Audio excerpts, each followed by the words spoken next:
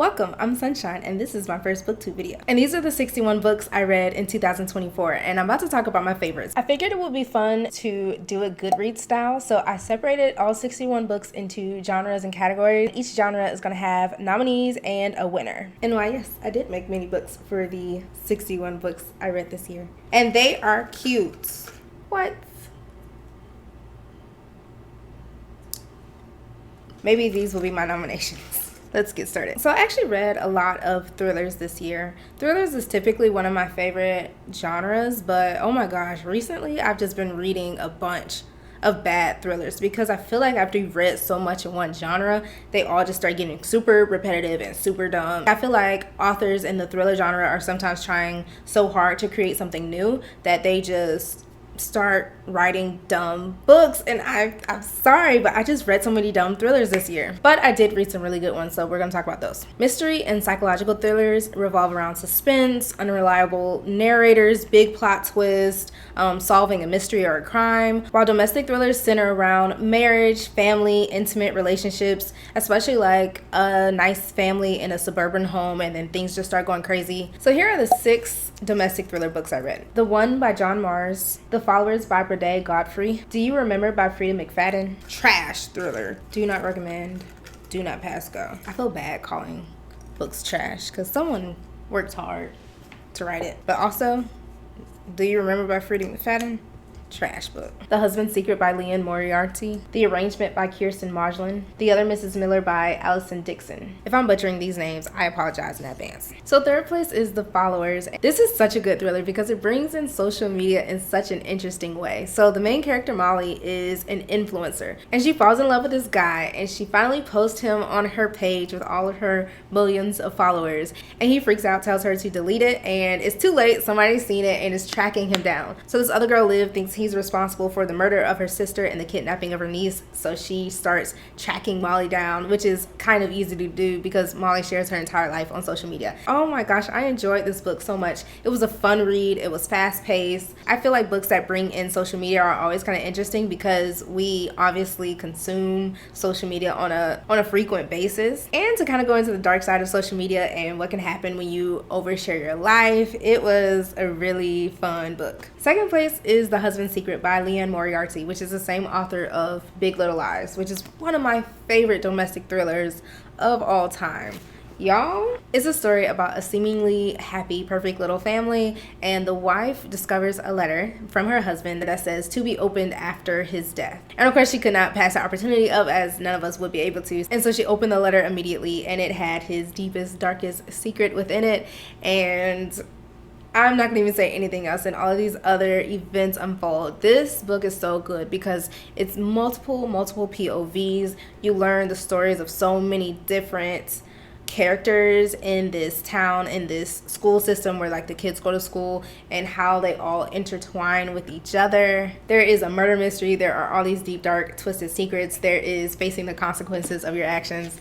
This was such a great book. But it was not better for the first place for domestic thrillers, which is The One by John Mars. This was one of my favorite books of the entire year. And you know what? It ain't even supposed to be in this category because it's marketed as a science fiction book, which it is, but also it turned out to be much more of a thriller than I was expecting, y'all. So The Mar is about, oh, not The Mar, that's his name. So The One is about a modern day society where a scientist has discovered your perfect match soulmate DNA gene. So basically, like 23andMe, you can submit your blood work and get results that tell you who your perfect match is in the world. So the book follows multiple POVs, multiple different couples. It could be someone close to you. It could be someone on the opposite side of the world. It can be someone who is alive. It could be someone who has deceased already. And then like the science fiction portion is interesting because you're now in a society where people are leaving their husbands and wives and families and kids and jobs and countries and all these things because everybody is on the road to their perfect match. It is such an interesting concept. He has another book called The Family Experiment, and that's going to be my next read because John Mars, you have blown my mind with this book. I wasn't expecting it to go where it went, but I loved every second of it. I guess we could turn around the ones that we've talked about. And no, I don't like the way that looks. Just don't worry about it. So here are the nominees for the mystery and psychological thriller genre. You Are Not Alone by Greer Hendricks and Sarah Pekkanen. An Anonymous Girl, also by Greer Hendricks and Sarah Pekkanen. I may be saying her name wrong, my bad. Never Lie by Frida McFadden. One by One by Frida McFadden. The Outsider by Stephen King. First Lie Wins by Ashley Elston. You Shouldn't Have Come Here by Geneva Rose. And this is just the first book in the series, but the Mind F series by S.T. Abbey. So third place was The Outsider by Stephen King. This book is super dark and heavy, and it is amazingly written. It's a story about, I don't even know if I can tell the story because it's so triggering. So The Outsider by Stephen King is a book about a town where the body of a young 11-year-old boy is found in terrible, like god-awful, terrible things have been done to this boy. There's DNA evidence, fingerprint evidence, all this evidence that points to that the person that did this to this little boy is Terry, who is the town's baseball coach, like teacher at the local school. He's a husband and father to 2 little girls, and everybody in the town loves Terry. They can't believe he did it, but at the end of the day, all the evidence points to him, so like let's get this man, right? However, there is an indisputable alibi of Terry being somewhere else when this crime occurred. So how can these two stories be true? How can Terry have been here and there at the same time doing these terrible things? So the story is about the cops and detectives figuring out who committed this crime. Is it Terry? And how did they do it? It's an amazing book, but very tough topic to read. And I'm not a person who's easily triggered, but this book was a little tough to get through. Second place is First Lie Wins by Ashley Elston. And y'all, this book was so good. It almost took the first place spot. I went back and forth about it for a long time. It's about this girl named Evie who takes on these false identities so she can perform these high stakes heists and crimes. She's starting to want a new life for herself. She's trying to get out the group that she's in where she's performing these heists and the boss that she reports to. Very fast paced, a nice cat and mouse type of story. Super interesting from beginning to end. And it's a really unique type of thriller. Like, I haven't read that many stories like this before. First place is An Anonymous Girl. This book is about a girl named Jessica who's a struggling makeup artist, and she is trying to make a quick buck. And so she volunteers to be a part of this psychological study about ethics and morality, and she thinks she's just going to be able to go in, answer a couple questions, get paid, and go. But then the doctor gets extremely interested in her, and then it just spirals into this web of lies and secrets and manipulation and unreliable narrators and morally gray characters. It is such a good book, and it centers around like psychology and a therapist or psychologist. And y'all, thrillers with therapists or psychologists are my absolutely favorite tropes in thrillers. I love any well-written thriller with a good therapist, psychologist angle, and they know the most about human nature and the human mind. So the manipulation that they can do is just so crazy. The back of the book has the first 3 questions from the survey. Could you tell a lie without feeling guilt? Have you ever deeply hurt someone you care about? Should a punishment always fit the crime? Dum dum dum. Also, I gotta give an honorable mention to the Mind F series by S.T. Abbey. It's not a typical mystery psychological thriller. It is like a dark crime romance. It centers around a woman who is on this crazy revenge plot. Like, she has a list of names and she is checking them all down the list. So she's obviously like a serial, and she falls in love with a detective that's on her case, y'all. And she tries to hide, obviously tries to hide who she is from him. It is such a good dark book, but also check your trigger warnings. Like, look, y'all just need to know before you read any book that I ever talk about, you need to check your trigger warnings, because the books I read be really triggering, and this is a very, very triggering book. Okay, picking the ones from the next category. So my next genre is romantasy, and let me give a fair warning to everybody who either loves or hates Sarah J. Maas. I did read a lot of Sarah J. Maas books this past year. I read the entire Throne of Glass series. I read the last book of Crescent City and the last book of A Court of Thorns and Roses. And yeah, I am so jaded by her right now. Like, I need a break. I need space. It's been too much. You are suffocating me, and it's not your fault. It's not you, it's me. I enjoyed the books, but y'all, I can go like years without reading another Sarah J. Maas book right now, just because it was way too much at one time. Way too much romantasy in general at one time. I feel like this year I got a little caught up reading all these different romantasy books that Book Talk was recommending and people were going crazy over, and I was like getting FOMO, like, let me check this out, I'll probably like it. And romantasy is obviously romance and fantasy combined. They're fantasy books where the central storyline is a romance driven plot. For me, a romantasy has to have a really good balance of the true issue, battle, war that they are facing, and a romance story. And I personally wouldn't mind if my romance was more of a subplot than like the main storyline. You know, that's just me. I'm not a huge romance girly, but you know, whatever. So the nominees: House of Flame and Shadow, the third book in the Crescent City series by Sarah J. Maas; A Fate Inked in Blood by Danielle Jensen; The Games Gods Play by Abigail Owen. What else we got up in this joint? Assistant to the Villain, Apprentice to the Villain by Hannah Nicole Mayer. I'd actually read Assistant to the Villain the year it came out, but I reread it this year since Apprentice to the Villain came out. And these are always a fun time. That Time I Got Drunk and Saved a Demon by Kimberly Lemming. I'm just gonna shove these up. So we have the 8 books of the Throne of Glass series by Sarah J. Maas. That did not go well. We have A Court of Silver Flames, which is the last book in the ACOTAR series by Sarah J. Maas. And The Cruel Prince or Folk of Air series by Holly Black. Want to see something fun for my mini books? If it's a big book, I like to do real pages. So cute. And the winners are, so let's get the Sarah J. Maas books out the way. Let me say, I love the ACOTAR series a whole lot. Book number 2 was really good. This book was a little disappointing for me because there was this great big war and there just was not enough details in the war for me personally. I just needed some more scenes of the actual battles, of the strategizing. Maybe I had too high expectations for a Romantasy series, but I don't think so. I think that there's been a lot of Romantasy series that do amazing jobs with like war and battle scenes and give you a whole lot of good details on like how that war plays out. This book just didn't do it for me. But it does focus a lot on Nesta's love story, which I really liked her a lot, so you know, I did enjoy that part of it. The Throne of Glass series by Sarah J. Maas was also really good. It just was extremely long. And at the end of this is when I just was feeling jaded and was like, do not talk to me about no SJM. I don't want to hear it. As much as I truly enjoyed it and gave some books in it 4 stars, 5 stars, I just would never reread it, I don't think, because it was too much. It just was way too much. And there's been other series that I've read that are like 10, 12, 15, 18 book series in like a fantasy genre, but for whatever reason this one was just too much for me. Also, the female lead in both of these series, the Crescent City series and the Throne of Glass series, is way too like cliche, sassy, spunky for me. She be saying some of the cringiest lines. She'll bust through and be like facing her enemies and be like, oh, were you boys waiting on me?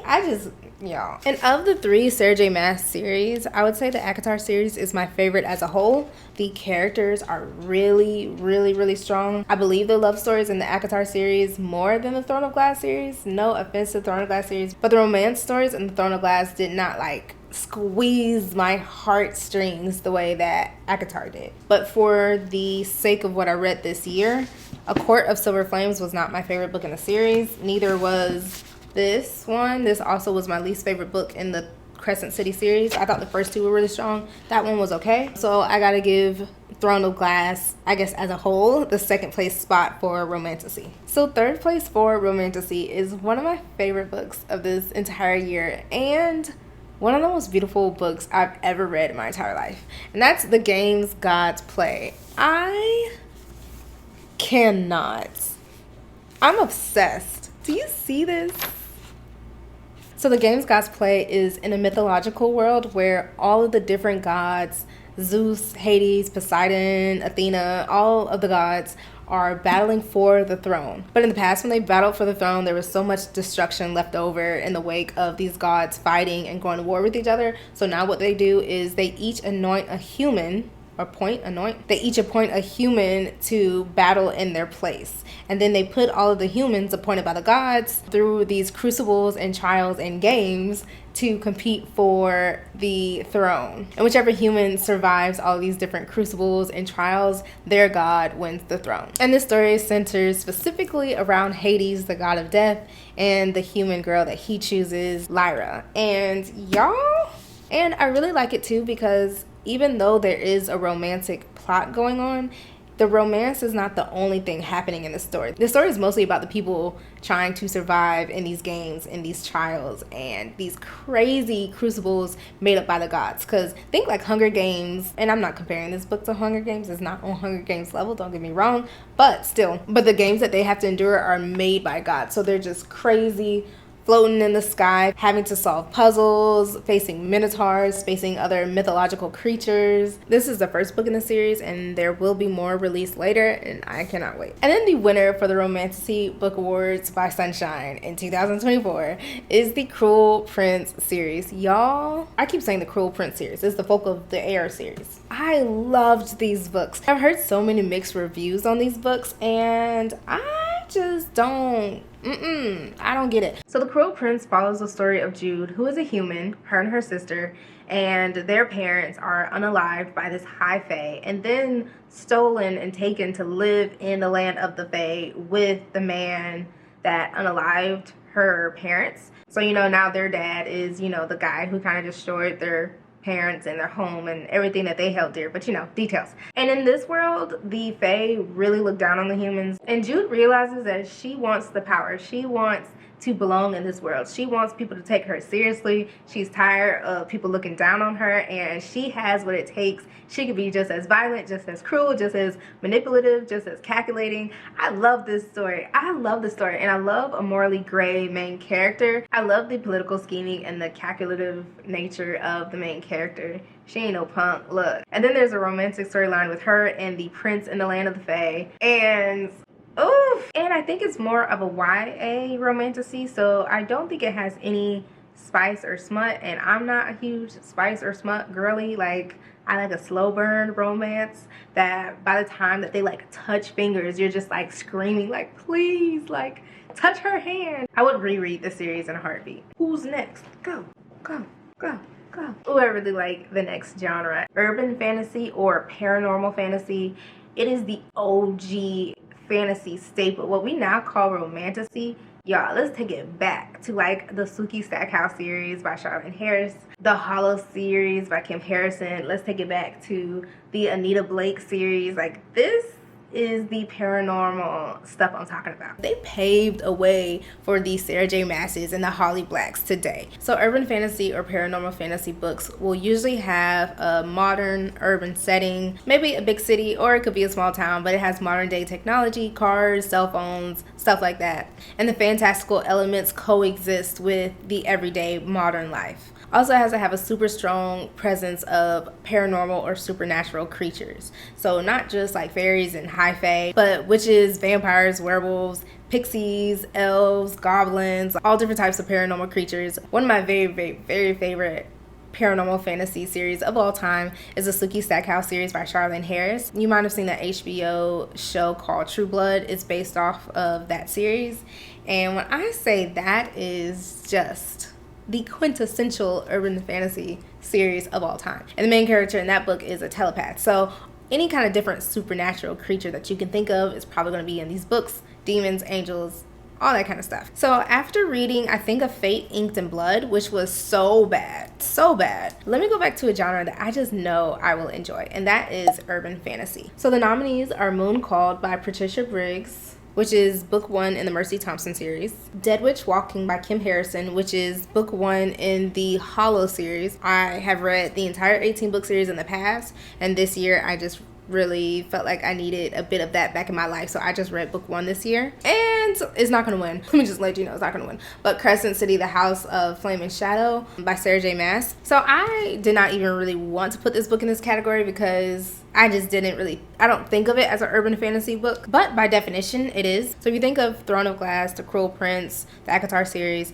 it's set in this land of palaces and high courts, fairy courts, and fantastical worlds. The Crescent City series is set in a city. They have cell phones, they're texting, they have transportation that's not just flying. The Fae are living alongside humans in this everyday modern life. So this book does belong in the urban fantasy genre. It is not the winner though. So we're just gonna put it back. Okay, so the runner-up is Moon Called, which is the first book in the Mercy Thompson series. And I really enjoyed it. So the main character, Mercy Thompson, is a mechanic who also happens to be a coyote shapeshifter, which is a special rare gift she inherited from her Native American heritage, which I really like that subplot with the Native American heritage in it. It's kind of hard to say what the story is about because this is book one in what is probably like a really long series. It starts off when a young rogue werewolf shows up at her garage at her job, and she gets pulled into the super dangerous conflict with the werewolf pack, who the alpha happens to be her neighbor, and these other strangers who have come to town and are stirring up trouble. The world building is great. The emotional connection that you have to all of the characters is so strong. And I also like how the story is being propelled, but you're also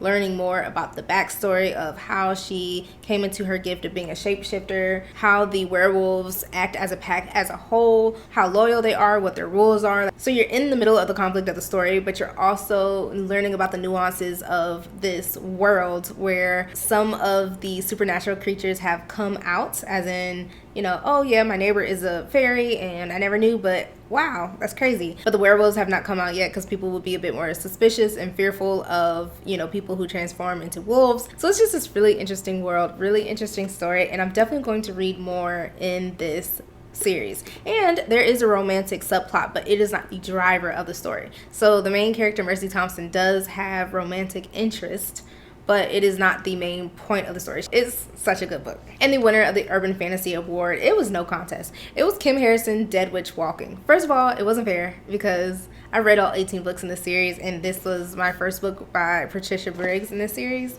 But I think that it will be hard for me to ever find an urban fantasy series that is better than this. This and Sookie Stackhouse are the best urban fantasy, paranormal fantasy series I have ever read. And Dead Witch Walking is book one in the Hollow series, where the main character is a witch and she's also a bounty hunter, and her roommate is a lesbian vampire. One of her best friends is this teeny tiny pixie that brings in so much like humor. And the world building in this series is unbelievable. I believe it's modern day Cincinnati, and all of the supernatural creatures have come out. So vampires are out of the closet, witches are out of the closet, everyone is out of the closet. So humans and supernatural people are living alongside each other. They are coexisting mostly peacefully. The magic system is so in-depth and so well laid out and so well explained throughout the entire series. The characters, you have the most emotional ties to the characters. The Pixie Jinx is one of my favorite side characters that I've ever read in any book in the entire world. He's like this annoying, mischievous, tiny little pixie, and also he's living life like super small, so he has his own obstacles that he deals with, but he is also just so badass too. I just love everything about this series. Okay, next category is fantasy and sci-fi. So I did not read as much high epic fantasy as I should have this past year, honestly. Like, I don't know what I was thinking. Like, that's one of my favorite genres, and I got really caught up in the romantasy thing, and I did not read as many great fantasy novels and series that I should have. So if you have some good recommendations for some really strong fantasy or sci-fi reads, let me know. So there's only 4 nominees. The first one we've already talked about, which is The One by John Mars, The House in the Cerulean Sea by T.J. Klune, Dark Matter by Blake Crouch, and the last one we've talked about, The Games Gods Play by Abigail Owen. So The Games Gods Play may be more classified as a romantasy book, and even though there was a romantic subplot, like, that romance was not saving that girl from these trials. Like, she still had to take her butt in the marinas and fight for her life, like, every single day. So I just feel like if the romance ain't saving you and we still watching you struggle day in and day out, girl, we're gonna put you in fantasy because, yeah, you were still going through it. So obviously you already know these 2 books were 2 of my favorites this entire year. Dark Matter is a science fiction book that follows Jason, who is knocked out, and when he awakens, he is in a new world. His wife is not his wife. His son was never born, his home is not his home, and he still remembers his family and the life he had before, so he is now working to get back to it. In the old world, he was a college professor. In this new world, he's this renowned, celebrated genius of a scientist, and part of him is enjoying the accolades and the success that he has in this new world, but he does not forget about his wife and son, and he will do what it takes to get back to him. As a science fiction book, there are parts that get really sciencey, but it is still easy to follow, and it even kind of has a thriller pacing to it. Like, it's fast paced, there's action, there's suspense, there's high stakes. It's a really good book. But the book award is The House in the Cerulean Sea. Y'all, This is one of the most delightful books I've ever read. It follows Linus, who is a caseworker. He's super strict, super by the book. He follows all the rules, and he's summoned by extremely upper management. So like even that title just kind of gives you the whimsical feel of the story. And he's given this secret, highly classified assignment to travel to this distant island, this house in the Cerulean Sea, and check out these kids living in this orphanage. It's 6 magical children, and they are considered to be very dangerous. And his job is to determine if they are so dangerous that they just might bring out the end of days. And when he gets to the orphanage, he grows these super close, meaningful relationships with all of the children in the orphanage, as well as the master of the orphanage, Arthur. It is enchanting. It is a beautiful love story. It is beautiful found family. I would just implant this book in my heart because it is so special, and I can't wait to read the next one in the series. Romance. Let me find my romance books. So I see this bright pink one easily. Happy Place by Emily Henry, Sweet Talk by Cara Bastone, The Seatmate by Cara Bastone, Tom Lake by Ann Patchett, The Co-op by Tara DeWitt. I personally don't consider this next book to be much of a romance, but Reminders of Him by Colleen Hoover, The Mind F series by S.T. Abbey, and this last one I also wouldn't really consider to be a romance, but The Dare by Harley LaRue. And honestly, I don't even think of Tom Lake as being a big romance either. So first let me say something about The Dare. The Dare is not a romance. It is an erotic book. And like I said earlier, I'm not a huge spicy smut girl when it comes to my romance because I like more of a slow burn approach. But I don't know, this year I wanted to try out an erotic book for whatever reason, and I quite enjoyed it because it wasn't about romance. Like, it wasn't about love. It was about your fantasies and taboos. And so The Dare follows Jessica, who is in college or going off to college or something like that, and she is reconnected with all these people from her high school at this party. And she was a mean girl when she was in high school. She was one of those mean, snobby cheerleader types and looked down on people and kind of bullied other people. And one of the guys that she used to kind of bully and be mean to is this guy named Mason, and she loses a dare to him where she has to serve him for the rest of the night. And she is humiliated. She's told to like crawl to him, serve him, do exactly what he says. And as you can already tell, this sets up into a really fun fantasy of this girl who is used to like being so mean to other people and humiliating other people is discovering like her own humiliation. And it is a good read. It's a short book. It was a novella, and I really enjoyed it more than I thought that I would. And the physical intimacy scenes are very dark, intense. It is a why choose, and I liked it because even though there was why choose, meaning it was just more than 2 people involved, there still was a stronger connection between the main 2 people, Jessica and Mason, even though he liked to watch her with his brothers. I mean, who among us? Who among us has not envisioned? Anyways, so third place goes to Seatmate, which is actually an audiobook story, and it is so sweet. It's a series called Love Lines, and there's 3 books in the series, and they all follow different couples,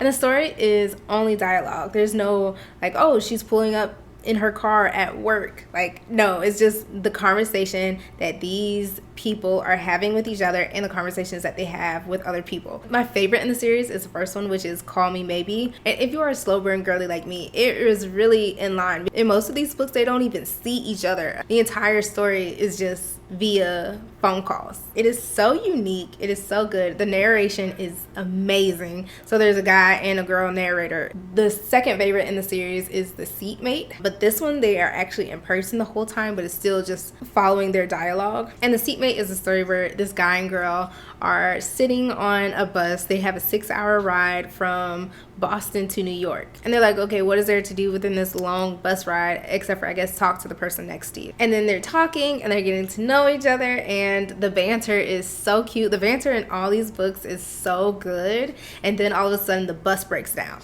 and the woman, I forget their names, in a rush to get somewhere really important that's really meaningful to her, and the guy's like, what? Like, I'm gonna help you get there. So then their journey continues even beyond the bus. And in all these stories, the guy is just really sweet. They are like golden retriever type of guys. They're not no like mean, tough, like you my woman type of dudes like that you read a lot in romance stories. They're falling first, or at the same time they are expressing their emotions. They are golden retriever type of guys, and they're just really sweet, really nice. I love a nice guy. Like, we all love the bad boy character too, but also I really love a nice guy. I married a really nice guy, so like I just love those types of stories too. So my book award winner for romance is The Co-op by Tara DeWitt, which is a really strong fake dating romance. So the two main characters, Loren and Deacon, had a summer fling when they were teenagers, and their grandmothers were in love and dated and lived together. And after their grandmothers passed, the property that their grandmothers used to live in becomes shared home ownership with Loren and Deacon. But the summer fling ended really poorly for them, so they do not like each other.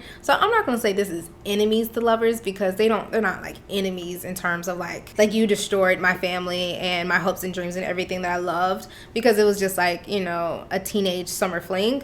But they don't like each other. So it's like a soft enemies to lovers. They go from dislike to, you know, romance. And Loren and Deacon want to fix up the property that they now own together. It's pretty dilapidated, and Loren has this trust, but in order for her to get her trust and get her money, she is required to be married. And Deacon, he works in construction, which I love because I like used to work in construction and civil engineering. So that like subplot as a whole is really amazing for me. He works in construction. He's like, I can fix up the home. So you pay for the supplies and materials to fix up the home. I do the labor and the work, and you know, we'll get married so that we can get this money to make this happen. And then of course we'll divorce after the house is done. Here's this one line on the back. In a home without walls, the pair will have to break down emotional ones, deal with the exposure of living with the opposite sex and none of the perks, much to their growing frustration, and learn what it means to truly cooperate as a team. So it's like second chance romance, soft enemies to lovers, fake dating, marriage of convenience. It's got all these different tropes wound into one amazing book. Highly recommend. And I'm not a huge romance girly, but this book made me so happy. So the next category I'm going to go through pretty quickly because it is nonfiction business and entrepreneurship, and I know not everybody is interested in those kind of books, but because I run a business, I do like to read a lot of nonfiction and business books throughout the year. So we have $1 Million Weekend by Noah Kagan, 1 Million Followers by Brendan Kane, The E-Myth Revisited by Michael Gerber, The Entrepreneurial Leap by Gino Wickman, and Launch by Jeff Walker. So the winner is Launch by Jeff Walker, and let me tell you why. I am launching my own reading journals this year, and I cannot wait. I cannot wait. So I designed my own reading journals, and they are gorgeous. They are beautiful. Is this not the most beautiful thing you have ever seen? Like, and this is just a sample, y'all. I'm trying to like keep my cool, but I'm like losing my mind. They have over 30 unique trackers, logs, spreads, activities, challenges on the inside. They have spaces to track your want to read or TBR books, your quick reviews, your full book review spreads. There's bookish coloring pages illustrated by me. There's a shelf for your anticipated releases, your monthly book wrap-ups, your reading statistics, your book club reads, your buddy reads. There is so much inside of these reading journals. I'm launching them this year in the next 3 months. So I read the book launch to get some tips on how to launch my own products. So if you're interested in these journals, go to my website, artxsun.com, and sign up for my newsletter and sign up to be notified specifically when this product drops. Aren't they just gorgeous? And you got metallic sprayed edges. Like, what? What more can I say? I'm so excited to release these this year. I just put those there. So next category is nonfiction, psychology, and self-development. Okay, look, if you don't read nonfiction business and entrepreneurship books, I get it. That may not have anything to do with your interest. However, psychology and self-development, you need to read these books. Atlas of the Heart by Brene Brown. Maybe You Should Talk to Someone by Lori Gottlieb. Not sure if I said that right. And so I'm a full-time artist, so I like to read a lot of books on art and creativity. So the next two books are Art and Fear by David Bells and Art Inc. by Lisa Cobden. So third place is Art and Fear by David Bells, where he really just dives into what is holding us back from creating, what is blocking our creativity. He talks about how art gets made, why it gets made, and more importantly, why it doesn't get made. Like the psychological barriers that we have in our head that prevents us from doing what we love, which is making art. And it's not one of those just like cliche books like, oh, just pick up your paintbrush and paint. But he really just dives in and explores creative obstacles in such a good way. And it's a really small book, so it's a quick read. I recommend it for anyone who is any kind of creative, whether you're an author, a writer, an artist, dancer. I recommend this book. So it's so hard to pick the winner between my top two. So second place is Atlas of the Heart by Brene Brown. And this, I don't shut up talking about this book. Like, if you follow me on social media, you know that I literally just did a series in October where a lot of artists call Inktober because people do a lot of ink drawings and ink paintings. I did an Inktober prompt challenge based off of this book. So what Brene Brown does in this book is she dives into 87 different emotions and experiences that define what it means to be human and helps provide a language for how we express ourselves as humans. She and a team did over 2 decades of research to write this book and to come up with all these 87 different emotions and to define them, to discuss what causes and triggers some of these emotions. And the book is all about giving us language to truly communicate how we feel with other people. It is gorgeous. Has like illustrations, and the inside has illustrations and quotes, places we go when it's beyond us. And the emotions on this random page I just turned to are awe, wonder, confusion, curiosity, interest, and surprise. And it also explains the differences between certain emotions that we oftentimes just like group together. So she talks about the difference between envy and jealousy, and how envy is coveting what someone else has that you do not have. And jealousy is when you have a fear of losing what you already have, so you hold on to it really tight. I learned so much during this book. I felt so much during this book. She covers heavy emotions like shame, anguish, despair. I recommend this book to every single human being. This is actually a reread for me this year. I reread it while I was doing my October challenge. And that may be why this took the first place win, just because this one, I guess, has recency bias too, where it is newer to me. So the book is somewhat of a memoir where the author, Lori, she is a therapist, and she has something tragic to happen to her in her life where she needs therapy. So you're on this journey with the author as a therapist seeking therapy, and it's so interesting to see how the advice that she gives to her patients is not advice that she can sometimes accept for herself as the patient, because the way that she processes her own personal situations and emotions and conflict is different than what she knows she should be doing and the advice that she gives other people as a therapist. And she also tells the stories of some of her other standout patients. We follow along in her therapy sessions of her talking to a newlywed couple where the wife has just been diagnosed with a terminal illness. We learn the story of what seems to be a shallow, snobby Hollywood producer who is kind of mean and cruel to other people, but then all the things that he is truly dealing with in his life and in his heart.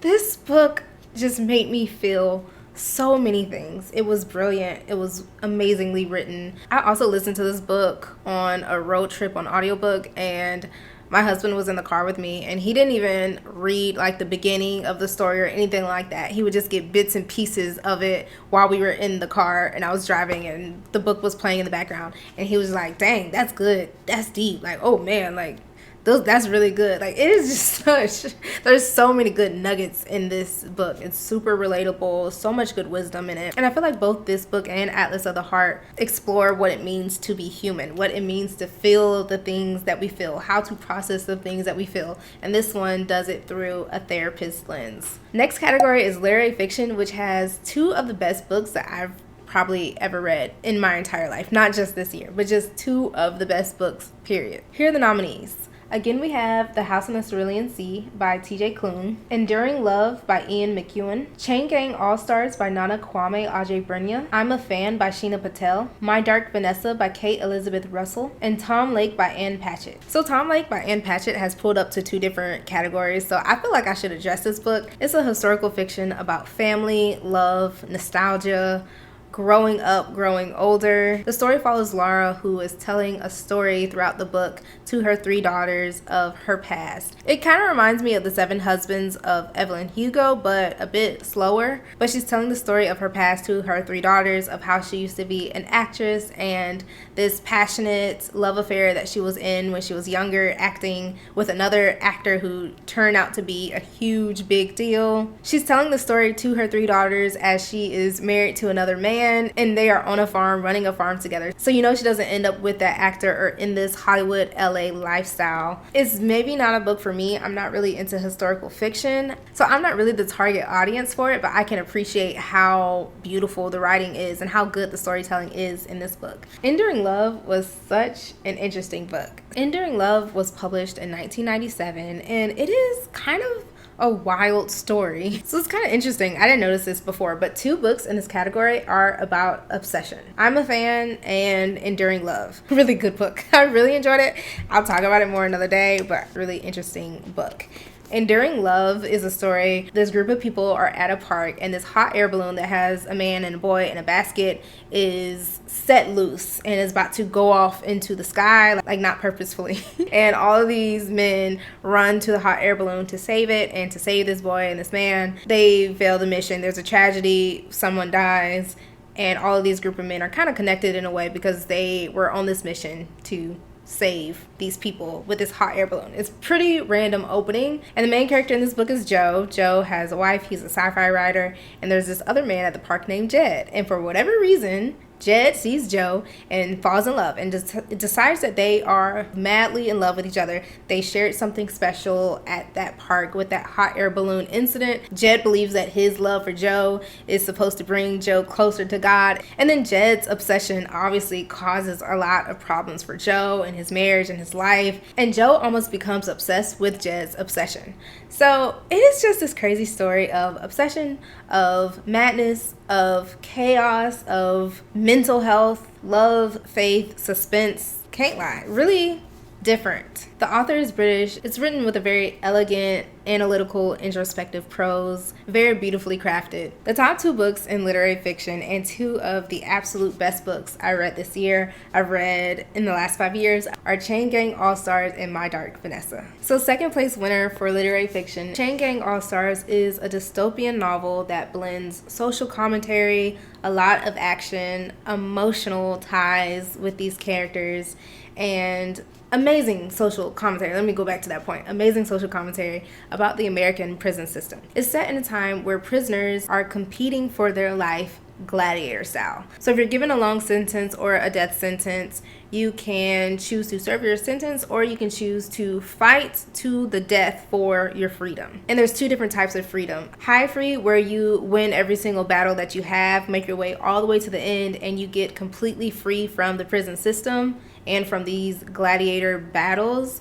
Or low freed, meaning you die trying. So the story follows different inmates as they fight their way to freedom. And oof, it is a heavy story. And in this world, people are just watching these prisoners battle each other to the death on their TVs, like on ESPN. So they're flipped from a football game and then flipped to these inmates throwing axes at each other and then flip back to basketball. So that's also just crazy, and goes to show like how little we think of the lives of prisoners and how desensitized that we have become to violence in general and the value of life, especially when it comes to felons. So the story follows 2 standout gladiator black women, Loretta Thurroar and a woman whose stage name is Hurricane Stacks. They are teammates and lovers and fan favorites. Everybody loves them, cheers for them in the way that they can love people who they are sentencing to fight to the death for their entertainment. So you're following these women and these other inmates as they try to keep their humanity with what they have been forced to do, the systematic racism that they're going through, the systematic oppression,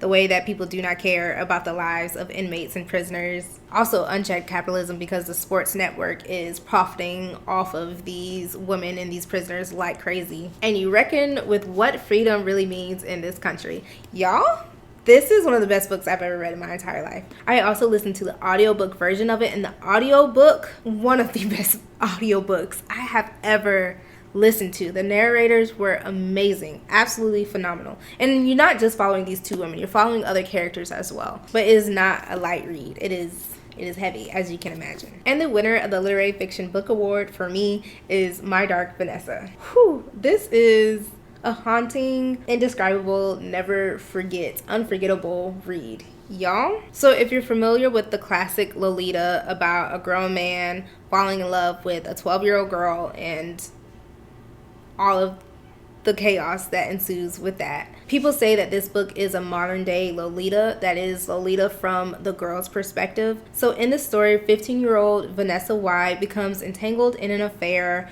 with her English teacher, who is 42 years old. And this book has dual timelines. So you are following the story of them falling for each other and starting this affair and this relationship. And that's happening in 2000. And then you fast forward to 17 years later in 2017, where she's now 32 years old. And her teacher now has all of these allegations coming against him for the relationships that he has had with underage students. And now you see adult 32-year-old Vanessa finally coming to terms with what that relationship really was. People want her to come forward and tell her story. She is still convinced after all these years that what happened to her was a love story, that it was not abuse, that it was true love. And it is just such a thought-provoking read, because you hear that and you think disgusting, put him in jail, put him under the jail, he is wrong, he is flawed, this is a terrible story, this is clear-cut, black and white, and all of those things are true. However, Kate Russell does such a good job of telling the story from Vanessa's perspective. So she is an unreliable narrator, just like in Lolita, which was told from the older man's perspective. Humberg was an unreliable narrator, but it's interesting how she also is, because you see her being groomed, you see the manipulation that has taken place, but you also see from her perspective how he is sweet to her and how he compliments her and how he makes her feel loved and wanted. And you almost catch yourself like at certain points thinking like, aw, but then you remember like, wait, ew, gross, like get the hell away from her. The book does such a good job of going into the power dynamics between the teacher and the student and how that trauma has affected her all these years later. The author could have spoon-fed us a black and white story of right versus wrong, student versus teacher, adult man versus young girl, but instead she weaves together a really beautiful story where you just feel so many different things for these people. And it just shows you how young minds can be manipulated into this situation, because it happens all the time. A thought-provoking, unforgettable read for sure. And our last category, books that wrecked me. Okay, books that wrecked me. I can't lie. Is a book my favorite book if it did not make me cry at some point? Absolutely not. My books have to have a strong emotional impact and preferably wreck me at some point in the story. Okay, so there's only 5 nominees in this category, and 4 of the 5 I've already talked about. Of course, My Dark Vanessa, Chain Gang All-Stars, Maybe You Should Talk to Someone, Atlas of the Heart, and Maybe You Should Talk to Someone and Atlas of the Heart didn't really wreck me, but they did have extremely lasting emotional impacts. And Maybe You Should Talk to Someone wrecked me a little bit. And then one we haven't talked about yet, Reminders of Him by Colleen Hoover. Y'all? Okay, let me tell you about Reminders of Him by Colleen Hoover. I don't know if I've ever cried as much as I cried while I read this book. I don't know if I have ever felt so much emotional turmoil as I did as I read this book. So the book follows Kenna, who just served 5 years in prison for a tragic mistake, and now she is released and fighting to be in her daughter's life. Her daughter, who she hasn't met yet, hasn't spent any time with yet, because she had her right when she went to prison. So she's fighting like hell throughout this book to reunite with her daughter and to somewhat atone for her past mistakes. But people are shutting her out. They are closing the door on her. They do not want to see her. They can't even believe that she had the audacity to come back to this town and even ask to see her daughter after the past that she has had and the mistake that she made. And I do not have kids, but if I was a mother reading this book, I feel like I literally just would have been in fetal position all week long, because I dang near was. And the only person who is not completely shutting her out is Ledger, a local bar owner and someone who is in her daughter's life. And I know some people will see the name Colleen Hoover and they will already have a bunch of preconceived notions about this book. I was the same way. I don't really read Colleen Hoover books, and sometimes I probably get a little judgy when I hear about a book by Colleen Hoover, but wow, I am so glad that I put that aside to read this book. This is a beautiful, heartbreaking story about a mother who is fighting to get to her child. It is about grief, it is about redemption, motherhood, forgiveness, trying to right old wrongs. This was an amazing book. Read your trigger warnings. It is heavy, it is tough, it was a hard read, but if you like a book that wrecks you, this is a good book to read. But alas, it is not the winner of this category. The winner of this category is Chain Gang All-Stars. I don't even need to say anything more than what I said earlier. This book wrecked me over and over again. It moved me. It made me cry. It made me think. It made me freaking get angry. This book just made me feel so many powerful emotions while telling such an important story. And so if I put all of these 10 winners together and I had to pick one that was my absolutely favorite book of the year, it's Chain Gang All-Stars. Best book of the year and best audiobook of the year. I will recommend this book to every single person I come across. So I guess next time I'll talk about the worst books I read in 2024, because there were some doozies in there. There's some terrible books that I read in 2024, and yeah, I probably need to rant about them a little bit. But follow me if you want to see those videos, and sign up for my newsletter if you're interested in my reading journals. Coming soon.